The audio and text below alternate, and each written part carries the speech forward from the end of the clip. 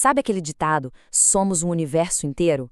Hoje a gente vai levar isso ao pé da letra. Não vamos explorar uma cidade ou um país, mas sim o universo que existe dentro de cada ser vivo. Então, se prepara para mergulhar nesse mundo microscópico e super autônomo da célula. E para entender essa complexidade toda, vamos usar uma metáfora. Que tal? Pensa na célula não como, sei lá, uma bolinha nos livros de biologia, mas sim como uma metrópole. Agitada, superfuncional, uma verdadeira cidade viva. Pensa só por um momento. E se a gente pudesse encolher, ficar num tamanho microscópico, para poder andar pelas ruas dessa cidade, ver as fábricas funcionando, encontrar a prefeitura? Bom, é exatamente essa viagem que a gente vai fazer agora. Ok, então vamos lá. Essas cidades aí na tela são as células. Do lado esquerdo, uma célula animal, na direita, uma vegetal. Claro, elas têm suas diferenças, né? A vegetal tem tipo uns muros extras, como se fosse uma cidade murada. Mas, no fundo, a arquitetura básica, a ideia de uma metrópole cheia de vida, isso elas compartilham. O nosso roteiro aqui é bem simples. Primeiro, a gente vai conhecer a fronteira da cidade. Depois, vamos entrar para ver toda a indústria funcionando. E, por fim, a gente visita o centro de comando que governa tudo. Prontos? Então vamos lá! E a nossa primeira parada é a fronteira, a membrana plasmática.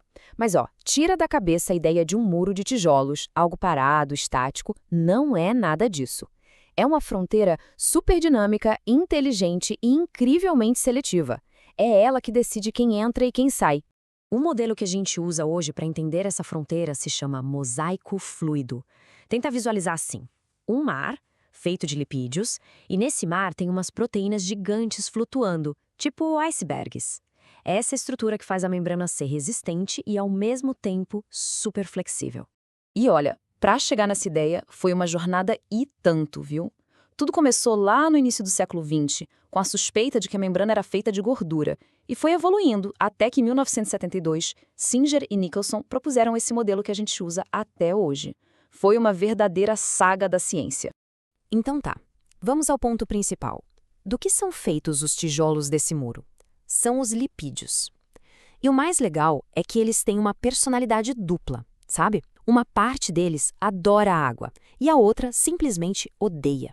E é essa dualidade que é a chave de tudo. E essa imagem aqui mostra perfeitamente como eles se organizam.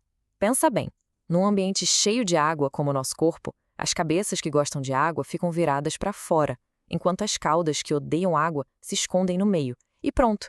Isso cria de forma espontânea uma barreira de duas camadas. É a famosa bicamada lipídica. Só que, uma barreira sozinha não adianta muito. A cidade precisa ter portões, sensores, e é aí que entram as proteínas. Elas são a parte ativa da membrana, a inteligência por causa da fronteira. São elas que fazem o trabalho pesado.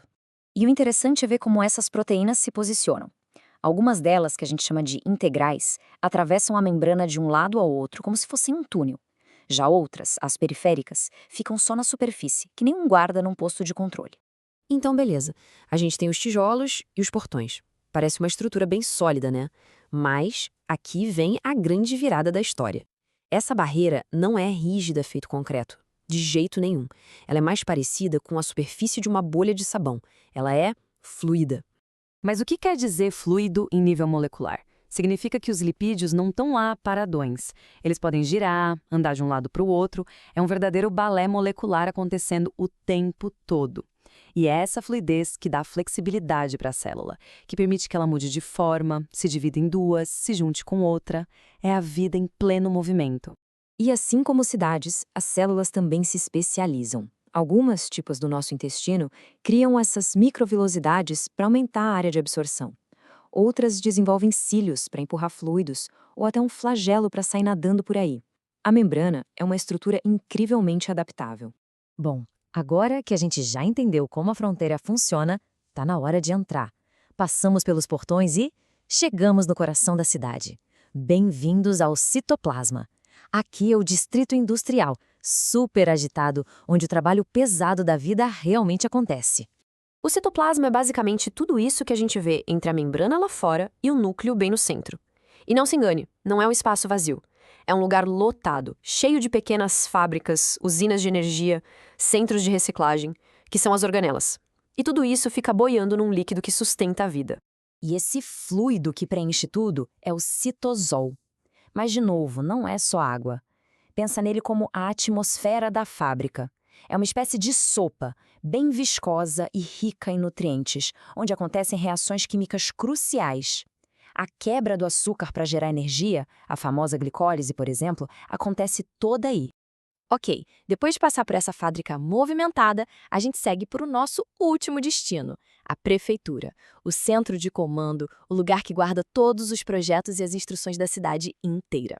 Eis o núcleo. E ele não é só mais uma organela, não. Ele é a mais importante. Pensa nele como um cofre de segurança máxima. Ele tem até a sua própria membrana dupla. E tudo isso foi projetado para uma única tarefa que é vital: proteger o DNA, o manual de instruções da vida. E as responsabilidades dele são gigantescas. Primeiro, ele guarda e protege o DNA. Depois, ele controla quais partes desse DNA vão ser usadas para ditar o que a célula faz. Ele também comanda a cópia de todo esse material genético quando a célula vai se dividir e, ainda por cima, ele constrói as pecinhas que vão ler essas instruções. É, sem dúvida, o cérebro de toda a operação. Agora, vamos fazer uma pausa. Deixar o microscópio de lado um pouquinho para a gente pensar no que tudo isso significa. O que fica, no final, desse nosso tour por essa cidade minúscula? Olha, essa frase resume tudo de forma perfeita. Cada célula não é só um pedacinho da gente, é uma entidade completa, um mundo funcional por si só. E o mais incrível de tudo é que ela coopera com trilhões de outras células para criar um organismo complexo, como um ser humano. Isso tudo deixa a gente com uma pergunta no ar para pensar. Se cada um de nós é feito de trilhões dessas metrópoles super sofisticadas, cada uma com sua própria vida, então o que isso nos torna? Uma galáxia de cidades? Uma civilização de mundos? A escala da vida, quando a gente para pensar, é uma coisa realmente espantosa.